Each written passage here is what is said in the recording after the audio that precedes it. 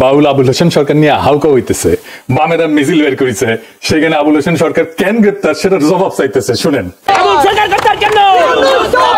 আবুল সরকার গ্রেপ্তার কেন? আবুল সরকার গ্রেপ্তার কেন? আরে তোমার মতো আরো 10টা 20টা আল্লাহ 2-400 আল্লাহ যদি আরো বানাই দিতা তাহলে তোমার আরো দাম বাড়তো। এটা তুমি করলে না, এত বুঝো তা তো বুঝো না। আল্লাহর কথার কোনো গোয়া মাথা আমি কিছুই পাই না। মাথা কোনটা গোয়া কোনটা এটা আমি পাই না। সেটা হলো একটা দাড়ির মধ্যে 70 জন করে ফেরেস্তা, তুমি প্রত্যেক দিন ফেরেস্তা গোয়া খাইতে ভালাও। শুনেছেন তো, এখন এই বাউলের মুক্তি চাইতেছে। অন্যদের ব্যাপারে কথা নাই, ওইখানে ফরাদ ভাই গেছেন, আপনারা জানেন উনি আমার মুরব্বী আর গুরুজন, উনি ওইখানে গেলে আমরা তো জমে যাই, কিছু কইতে পারি না। ফরাদ ভাই আপনি নিজেই একটা ইনস্টিটিউট, আপনার ওদের মিছিলে তো যাওয়ার দরকার নাই, তাই না? আপনি একা বক্তব্য দিয়ে প্রতিবাদ করেন, এই সমস্ত গান্ধা বামেদের কাছে যে আপনি দাঁড়াইলে তো মুশকিল আমাদের হয়ে যায়, আমাদের জন্য। ওরা তো আপনাকে কখনো ওন করেনি ফরাদ ভাই, করবেও না, হুদাই আপনি ওদের সাথে যাইতেছেন। যাই হোক, ফরাদ ভাই বলছেন যে সব আন্দোলনে কি আবুল হোসেন ওনার পাশে ছিল। শোনেন ফরাদ ভাইয়ের কথা শোনেন। আবুল সরকার প্রত্যেকটা আন্দোলনের সঙ্গে প্রথম থেকে আমাদের সঙ্গে যুক্ত। তিনি শহীদ মিনারের অনুষ্ঠান থেকে শুরু করে হেন কোনো প্রতিবাদ সভা নাই, এমনকি শাহ আলী দরগায় যখন আপনারা বট গাছ কেটে ফেলেছিলেন তিনি আমার পাশে ছিলেন। আমরা ফরাদ ভাই আপনার কথা বিশ্বাস করি, কিন্তু আপনার পাশে আপনি ফরাদ ভাই একজন ফ্যাসিবাদের দালালকে, হাসিনা মুজিব পূজারীকে কিভাবে জায়গা দিলেন? সে তো আপনারা সাপোর্ট করতে আসতেছে।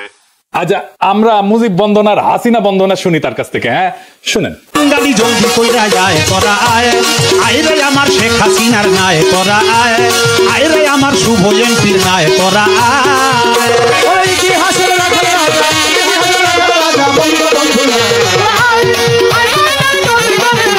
বুঝেছেন তো ফরাদ ভাই, যাকে তাকে আশেপাশে জায়গা দিয়ে না। মাঝে মাঝে আপনি এমন কিছু করেন আমরা বিভ্রান্ত হয়ে যাই।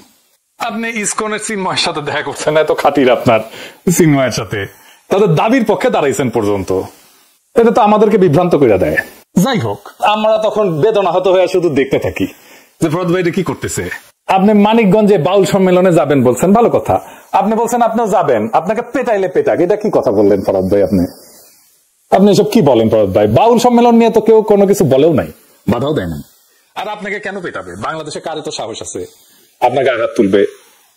আপনি বিষয়টাকে এমন ভাবে উপস্থাপন করতেছেন যেন বাংলাদেশের মানুষ বাউল গানের বিরুদ্ধে দাঁড়াইছে। বিষয়টা তো তা না ফরাদ ভাই, মোটেও না। দাঁড়াইছে আপনার ভাষায়, আপনি যেটা সবসময় বলে আসছেন, আপনার ভাষায় খায়া না খায়া আল্লাহ খোদার বিরুদ্ধে কথা বলায়।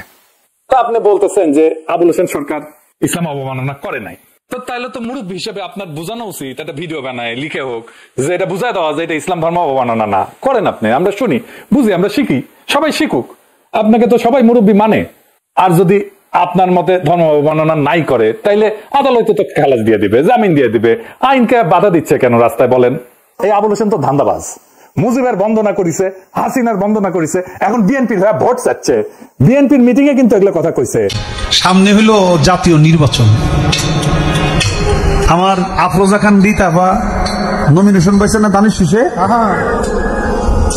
সামনে ধানের শীষ প্রতীকে আফরোজা খান রিতা হওয়ার জন্য আমি আপনাদের কাছে দোয়া চাই, ভোট ভিক্ষা চাই। দেখেছেন? এবার এডিটর সাহেব এনা শুনে দেন মুজিব বন্দনা। গালি জলদি কইরা যায় করা আয় আয় রে আমার শেখ হাসিনার নায় করা আয় আয় রে আমার শুভ এমপির নায় করা আয়। তো এই যে বিএনপির প্রোগ্রামে যায় যে সমস্ত কথাবার্তা কইছে, বিএনপির একটা লোক উঠে যায়, তাকে ঠেকাইলো না কেন? বিএনপি তো ওয়াজে যে কার বিরুদ্ধে, বিএনপির বিরুদ্ধে কথা বললে তো একেবারে ওখানে আলেমদের সাথে ঝগড়াঝাটি গালাগালি এই সমস্ত করে। তো দেখবেন দু একটা, দেখবেন যে বিএনপি যে কি করে ওয়াজের ইয়েতে উঠে, মঞ্চে উঠে আলেমদের সাথে কি করে দেখবেন। তো ওইখানে যে তারা কেন ঠেকায় না? আমার কথা তো বলতে দেবেন, তা বলতে না দিলে আমি কি করে বুঝাবো? ফালতু কথা বলি যে বলো, খবরদার ল্যাঙ্গুয়েজ সোজা করেন না, সোজা করে দাও কিন্তু, ল্যাঙ্গুয়েজ সোজা করে বলেন। আমি বলছি আমার কথা তো বলতে দেবেন, ল্যাঙ্গুয়েজ সোজা করে দাও কিন্তু একদম বিয়াদব একদম দেখা ঠাকুর ভাই করতে জানি খাবার দেবো, একটা চোখ বাসটা করে দেবো কিন্তু একদম। আমি প্রশ্ন করলাম যে একজন লোক বলতে আলহামদুলিল্লাহ শুনলে নামাজ পড়ল না, শুরু না বললি নামাজ হবে না, ফালতু করতেছি না। আমি বলছি আমার উত্তরটা একদম বাস্তবগত একদম। আবুল হোসেন বলতেছে মাজার ভাঙার বিরুদ্ধে বলতেছে, তাই না? শুনুন তো একটু আরেকবার। তো 200-র উপরে মাজার ভেঙে ফেলাইছে, আপনারা জানেন তো? 200-র উপরে বাংলাদেশে মাজার ভেঙে ফেলাইছে। এখন একটু বন্ধ হয়েছে। কেন বন্ধ হয়েছে? সামনে যে নির্বাচন, একটু গ্যাপ দেই, নাহলে এখনো যদি মাজার ভাঙতে থাকি তাহলে কিন্তু আর ভোট পাবো না। এই জন্য তারা এখন একটু অব্য দিছে, একটু জিরাইতেছে। নির্বাচন হয়ে গেলে যদি তারা ক্ষমতা যায় আবার আমাকে বাড়িঘর শুদ্ধ ভাঙ্গা করবো। বাংলাদেশে মাজার নিয়ে ঘৃণা উৎপাদন করছে কে? সেকুলারেরা।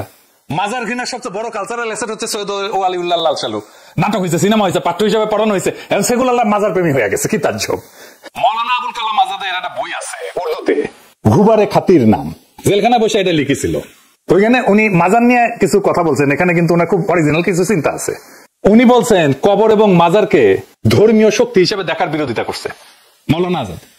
উনি বলেন যে ইসলামের মৌলিক বার্তা ছিল তাওহীদ এবং বুদ্ধিবৃত্তি, কিন্তু পরে কিছু মুসলিম সমাজে মৃত ব্যক্তির কবরকে এটার মধ্যস্থতা, বরকত সংগ্রহের স্থান, অলৌকিক শক্তির উৎস বলে গ্রহণ করছে, যা মূলত মূর্তি পূজার আর এক রূপ।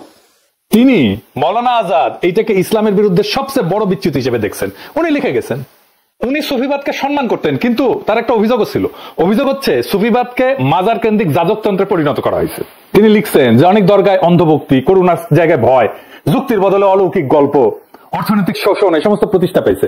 এইগুলোকে উনি সামাজিক রোগ বলছেন ওই বইতে। উনি বলছেন যে দরিদ্র অসহায় মানুষের জীবনের বাস্তব সমস্যার সমাধান খুঁজতে গিয়ে মাজারে আশ্রয় নেয়, এবং মাজারের খাদেম এবং পীরেরা এই দুর্বলতার সুযোগ নিয়ে নিজেদের কর্তৃত্ব জাহির করে। উনি বলছেন যে এই ব্যবস্থা মানুষের আত্মমর্যাদা নষ্ট করে, পরনির্ভরতা বাড়ায়, সামাজিক উন্নয়ন থামায় দেয়। তিনি খুব কষ্ট পেয়ে লিখছেন এখানে, মুসলিম সমাজ যখন কোরআনের জ্ঞান, বুদ্ধি, বিজ্ঞান, দর্শন এসব থেকে দূরে সরে যায়, তখন মাজার কেন্দ্রিক আধ্যাত্মিকতা সমাজের নেতৃত্ব নেয়। উনি একটা টার্ম ইউজ করছিলেন, জ্ঞানহীনতার রাজত্ব, এই মাজার পূজারে উপহাস করছেন। তিনি আরো বলছেন যে অনেক মাজার দরগা এক ধরনের অর্থনৈতিক কেন্দ্র, ক্ষমতার স্থান, স্থানীয় রাজনীতি নিয়ন্ত্রণের যন্ত্র হয়ে পড়ছিল। তিনি মনে করেন যে ইসলামের সত্যিকারের উদ্দেশ্যকে এটা বিকৃত করে দিচ্ছে। একটা খুব চমৎকার কোটেশন আছে এখানে, মানে আমি বাংলা করে বলতেছি, মানুষ অলৌকিকতার পেছনে ছোটে কারণ সে জ্ঞানের আলোয় চোখ খুলতে ভয় পায়। আর সেকুলারদের কাছে মাজার এত গুরুত্বপূর্ণ হয়ে গেল কেন হইলো জানেন? এটার একটা পলিটিক্যাল কারণ আছে, ভূ রাজনৈতিক কারণ আছে। আসেন সেটা একটু দেখি। মাজার হইলো Indian soft power, Indian cultural icon, তাই সেকুলাররা এটা রক্ষা করতে চায় যে কোনো ভাবে। বামেরা ঠিক এই কারণে বাংলাদেশের ইসলামকে পীর আউলিয়ার ইসলাম হিসেবে দেখতে চায়। আপনি দেখবেন মুম্বাই সিনেমাগুলোতে মুসলমান চরিত্র মানে সে মাজারে যায়, দোয়া পড়ে, সুতা বান্ধে, কাওয়ালি গায়। কেন এটা? এইটার পিছনে রাজনীতিটা কি? এই যে মুসলমান মানে মাজারে যাওয়া স্টেরিওটাইপটা হঠাৎ করে সৃষ্টি হয়নি। এটা একটা ঐতিহাসিক, রাজনৈতিক এবং সাংস্কৃতিক নির্মাণ, যার সূত্র 3টা পর্বে। 1940 থেকে 1950-এর দশক, যেখানে সেকুলার ইন্ডিয়া প্রজেক্টকে তারা বাস্তবায়ন করতেছিল। ভারত রাষ্ট্র নিজেকে সেকুলার দেখাতে চেয়েছিল। তো হিন্দু মুসলমান ঐক্য দেখানোর সবচেয়ে সহজ ভিজুয়াল প্রতীক কি? মাজার, যেখানে ধর্মীয় মিশ্রণ, সঙ্গীত, লোক বিশ্বাস এগুলোকে রাষ্ট্রীয় ঐক্যের সাংস্কৃতিক আইকন করা যায়। ওই সময় যে সমস্ত মুসলমান চরিত্র সিনেমায় আসতো সেগুলো ছিল সুফির মতো, দরগার খাদেম, কাওয়ালি গায়, দোয়া করে, শান্তি আর প্রেম শেখায়। এইটাই ছিল রাষ্ট্রীয় ন্যারেটিভ। মুসলমান সম্প্রদায় একটা মিস্টিক্যাল, স্পিরিচুয়াল এবং নন পলিটিক্যাল। 1938 একটা সিনেমা ছিল ধাত্রীমাতা, দরগা এবং এই মিলনের ভাব নিয়ে। 43 সালে নাজমা বলে আরেকটা বিখ্যাত সিনেমা ছিল মুসলিম সমাজের সাংস্কৃতিক আধ্যাত্মিকতা নিয়ে। এখানে মুসলমান মানে কবি, সুফি, অলৌকিক প্রবণ। এরপরে আসে 1960 থেকে 1980 সাল, কাওয়ালির যুগ, বলিউডের বাণিজ্যিক স্টেরিওটাইপ। এই যুগে বলিউড বুঝাইলো যে মাজার, সঙ্গীত এবং কাওয়ালি এটাই হইতেছে হিট ফর্মুলা, ইমোশন, মিউজিক এবং এক্সোটিকনেস। এটাই হচ্ছে মুসলমান পরিচয়। ফলে মুসলমান পরিচয় মানে দরগায় চাদর দেওয়া, কাওয়ালি করা, পীর ফকিরের দোয়া, অলৌকিক সুস্থ হওয়া, সাদা টুপি, আচার আচরণ। এই সময় সবচেয়ে ভূমিকা রাখছে বোম্বাইয়ের ইন্ডাস্ট্রি উর্দুভাষী লেখকেরা, যারা মুসলমানদের নিজস্বতা দেখানোর জন্য সহজ ভিজুয়াল হিসেবে মাজার ব্যবহার করতেন।